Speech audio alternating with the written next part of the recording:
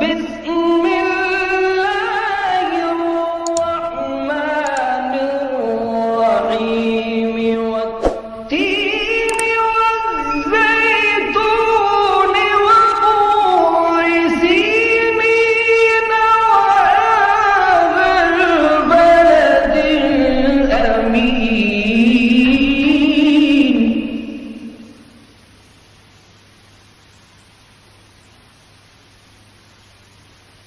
لقد خلقنا الإنسان في أحسن تقويم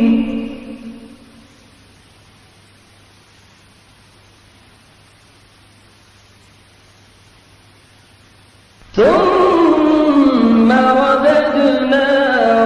أسفل سافلين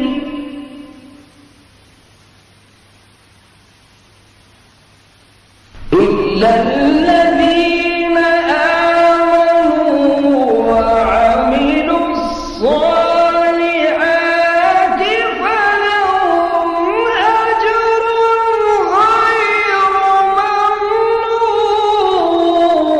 ممنون